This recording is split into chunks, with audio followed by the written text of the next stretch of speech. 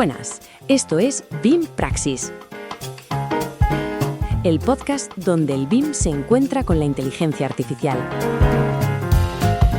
Exploramos la ciencia, la tecnología y el futuro desde el enfoque de la arquitectura, ingeniería y construcción. ¡Empezamos!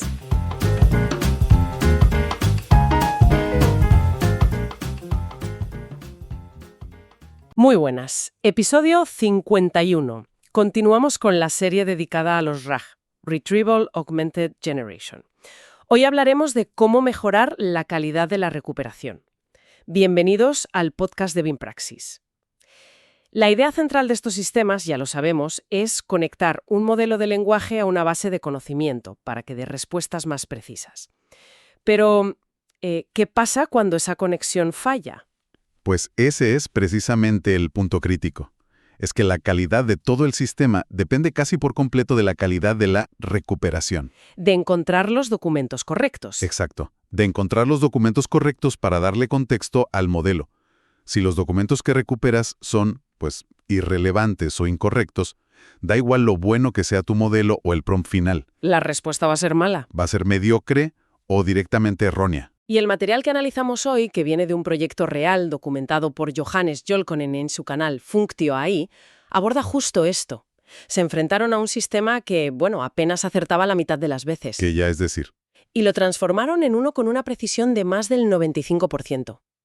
Así que hoy vamos a desgranar cómo lograron esa mejora tan espectacular. Es un caso de manual, de verdad, sobre cómo un diagnóstico inteligente del problema te puede llevar a una solución mucho más eficaz que simplemente aplicar la tecnología más popular del momento. Pues vamos a ello. Para entender la genialidad de la solución, creo que lo mejor es empezar por el principio. ¿Cuál era el sistema que tenían montado y por qué fallaba de esa forma? A ver, el punto de partida era un proyecto bastante común. Un chatbot interno para una empresa del sector del bienestar. Spa and Wellness. Ajá. El objetivo era que los empleados de atención al cliente pudieran consultar rápido información sobre servicios, ubicaciones, especialistas. Cientos de empleados necesitaban respuestas al instante. Una herramienta de productividad, vaya. Y por lo que dicen, la arquitectura que montaron era la estándar para un sistema RAG. Totalmente estándar. Siguieron el libro de jugadas al pie de la letra. Primero, recopilaron datos de sus sistemas. Descripciones de spas, gimnasios, perfiles de masajistas. Vale. Luego, limpiaron y trocearon esa información en chunks. Tercero, crearon los embeddings, estas representaciones numéricas que capturan el significado. Y finalmente, lo cargaron todo en una base de datos vectorial, en su caso, Azure AI Search, para las búsquedas semánticas. Y para simplificar, unieron todos los campos de texto, como la descripción, la ciudad, las especialidades, todo en un único campo gigante llamado content. Sí, sobre el que se hacía la búsqueda. Suena lógico, pero claro, los problemas aparecieron enseguida. Cuando un usuario preguntaba algo tan simple como masaje sueco en Helsinki, la tasa de acierto era de un 50-60%. Para una herramienta profesional, eso es un fracaso. Es inaceptable. Y aquí es donde la historia se pone de verdad interesante, porque su primer instinto fue intentar mejorar la búsqueda probando los dos enfoques más populares. ¿Y ambos fallaron? Y ambos fallaron, pero por razones completamente opuestas. Empecemos por el primero, la búsqueda vectorial. Es como la técnica estrella en el mundo RAG, la que usa los embeddings para encontrar cosas por similitud. ¿Por qué no les funcionó? La fuente lo describe como un fracaso total para este caso de uso concreto. Y la razón es sutil pero fundamental. La búsqueda vectorial es brillante para la similitud semántica, para lo que podríamos llamar coincidencia difusa. Vale. Si buscas coche deportivo rojo, te puede devolver documentos que hablen de un automóvil rápido escarlata, porque entiende que son conceptos relacionados. O sea que el sistema era demasiado creativo, por así decirlo. Entendía que Helsinki y Estocolmo eran parecidas por ser capitales nórdicas, pero para el usuario que busca algo en una ciudad concreta, esa inteligencia es un error. Exactamente. Devolvía otros tipos de masajes porque eran semánticamente parecidos, o servicios en otras ciudades porque eran semánticamente parecidas a Helsinki. El problema es que el usuario no quería algo parecido, quería exactamente un masaje sueco en Helsinki. Necesitaban una coincidencia exacta, no una aproximación. Justo. Vale. Entiendo el problema. La búsqueda semántica era demasiado imprecisa, así que, lógicamente, probaron el otro extremo, la búsqueda de texto completo de toda la vida, con el algoritmo BM25, que se basa en palabras clave exactas. Eso es. La fuente dice que fue un poco mejor, pero no mucho. ¿Qué falló esta vez? Aquí el problema era casi el contrario. El sistema era demasiado literal y se dejaba engañar por la frecuencia de las palabras. El ejemplo que usan es brillante. A ver. Imagina que tienes dos ubicaciones. La ubicación A, que es irrelevante, no ofrece masaje sueco, pero en su descripción la palabra masaje aparece 6 veces porque ofrecen muchos otros tipos. Tailandés, de tejido profundo. Eso es. Y para colmo, en el menú de su cafetería sirven albóndigas suecas. No puede ser. Ya veo por dónde vas. Pues esa ubicación, que no sirve para nada, acumula 7 coincidencias con las palabras masaje y sueco. Ahora, compárala con la ubicación B, que es el resultado perfecto. Un centro en Helsinki que solo ofrece masaje sueco. Claro. Su documento solo tiene 3 coincidencias: masaje, sueco y Helsinki. El algoritmo BM25, como prima la frecuencia, colocaría el resultado incorrecto por encima del correcto. Es un fallo de diseño del método para este tipo de consulta. El sistema no entiende el contexto, solo cuenta palabras. Y por si fuera poco, había un segundo problema, muy grave porque el proyecto era en finés, pero que afecta a muchísimos idiomas, español incluido. Las declinaciones y conjugaciones. Ah, claro. Si el usuario busca en Helsinki, con una terminación gramatical, pero en el documento la palabra Helsinki aparece de otra forma, BM25 simplemente no lo encuentra. No es tan listo. Vale, el panorama es desolador. Ni la búsqueda semántica inteligente, ni la búsqueda literal por palabras clave funcionaban. Estaban en un callejón sin salida. Exacto. Se dieron cuenta de que el problema no era qué algoritmo de búsqueda usar, sino la naturaleza de sus datos. Y la solución que encontraron fue sorprendentemente simple y elegante. Implicó 2 cambios, uno en cómo preparaban los datos en el backend y otro en cómo interpretaban la pregunta del usuario en el frontend. Empecemos por el backend. ¿Cuál fue ese cambio en la indexación? El cambio fue conceptualmente muy potente. En lugar de tener toda la información en un campo de texto desestructurado, decidieron añadir metadatos estructurados. ¿Cómo? Pues en concreto, añadieron un nuevo campo llamado servicios. En la práctica, esto significa que la frase masaje sueco, que antes estaba perdida en un párrafo, ahora se convertía en una etiqueta dentro de una lista, algo como servicios, masaje sueco, reflexología. Un momento. Eso suena genial, pero ¿de dónde sacaron esos datos estructurados? Si el problema era que todo estaba en texto, parece un círculo vicioso. No me digas que tuvieron que etiquetar miles de documentos a mano. Ahí está la genialidad de la solución. Utilizaron un modelo de lenguaje, un LLM, durante el propio proceso de indexación. ¿Cómo? Para cada documento que entraba al sistema, pasaban el texto descriptivo por un LLM, con una instrucción muy directa. Extrae de este texto una lista estructurada de los servicios que se ofrecen y devuélvemela en formato JSON. O sea que usaron la generación de un LLM para mejorar la recuperación. Invirtieron el acrónimo RAG. Justo eso. Es una idea que la fuente llama Generation Augmented Retrieval. En lugar de usar el LLM solo al final para responder, lo usaron al principio, para enriquecer y estructurar su base de conocimiento. Es como tener un ejército de documentalistas súper rápidos etiquetando tu archivo. Fascinante. Y, por cierto, como consecuencia de esto, eliminaron por completo los embeddings y la búsqueda vectorial. Concluyeron que para este problema no solo no ayudaban, sino que metían ruido. Pasaron de buscar en un pajar a tener un archivador perfectamente etiquetado. Ese fue el cambio en el backend. ¿Y la segunda pieza del puzzle, la del frontend? La segunda pieza fue cambiar cómo trataban la pregunta del usuario.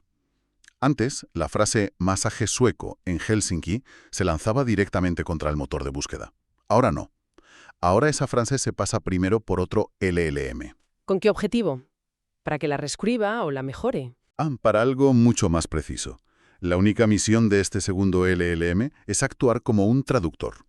Convierte la pregunta en lenguaje natural del usuario en una consulta estructurada, formal, que la base de datos pueda entender sin ninguna ambigüedad.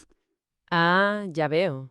Coge masaje sueco en Helsinki y lo transforma en una consulta de filtro estricta, como por ejemplo, ciudad igual a Helsinki, y servicios contiene masaje sueco. Brillante. Es decir, eliminaron por completo la ambigüedad.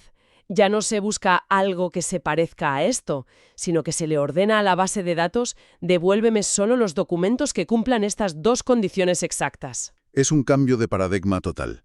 Y el impacto fue, como era de esperar, inmediato, masivo. En la siguiente ronda de pruebas, la tasa de acierto se disparó a casi el 100%. Increíble. El feedback fue unánime, los problemas de relevancia habían desaparecido.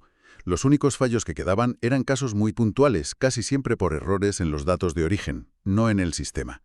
Problema resuelto. Un resultado espectacular, desde luego.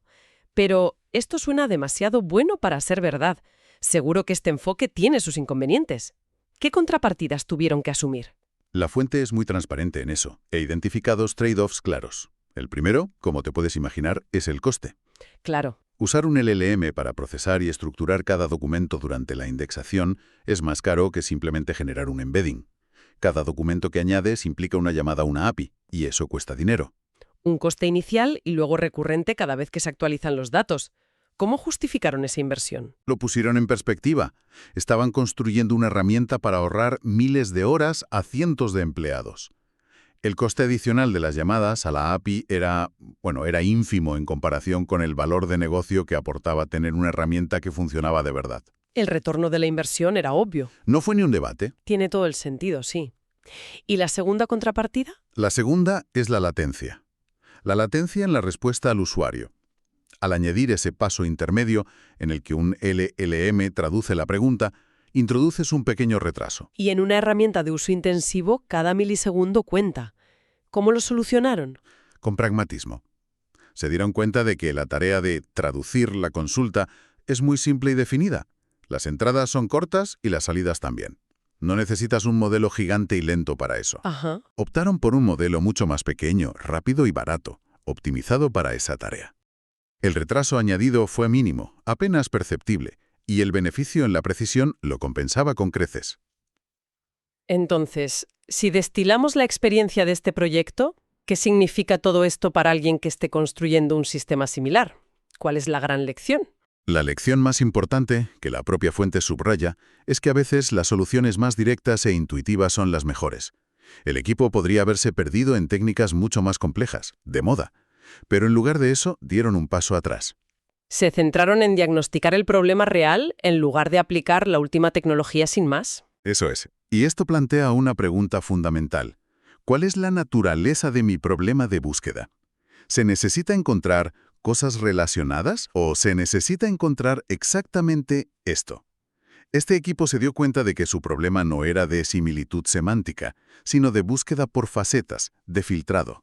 Y una vez tienes ese diagnóstico, la solución se vuelve evidente. Exacto. Y refuerza esa idea tan potente que mencionabas, la de usar la generación para aumentar la recuperación. Sí, para mí ese es el otro gran aprendizaje. Nos obliga a pensar en los LLMs no solo como el motor que genera la respuesta final, sino como una herramienta súper versátil en todo el proceso. Son como una navaja suiza para manipular datos. Pueden extraer, estructurar, limpiar. Podemos usarlos para construir una base de conocimiento mucho más sólida y fiable. El cimiento de todo el sistema RAG. Justo. Sin duda, un caso de estudio fantástico. Un recordatorio de que la buena ingeniería y un diagnóstico preciso a menudo superan a la aplicación ciega de la tecnología más novedosa. Totalmente. Y creo que nos deja con una reflexión final muy valiosa. En un mundo obsesionado con la búsqueda semántica y los vectores, este caso nos obliga a preguntarnos si a veces no estamos intentando clavar un tornillo con un martillo. ¡Qué buena imagen! Un enfoque estructurado, basado en filtros, que viene de los principios de las bases de datos de toda la vida, puede ser, para ciertos problemas, inmensamente superior. La clave está en no dar por sentado el método, sino en cuestionar si nuestro problema es encontrar cosas parecidas o, como en este caso, encontrar exactamente esto. Y así hemos llegado al final de nuestro episodio de hoy. Os recordamos que detrás de las voces sintéticas que escuchas en estos episodios y que están generadas con NotebookLM, hay un humano que no es otro que Julio Pablo Vázquez, el que dirige el podcast. En caso de error, sin duda será humano. Hasta el próximo episodio.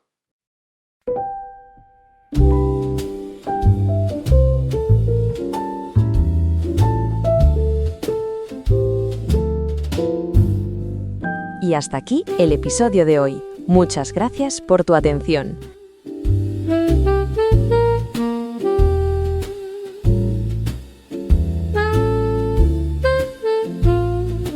Esto es BIM Praxis. Nos escuchamos en el próximo episodio.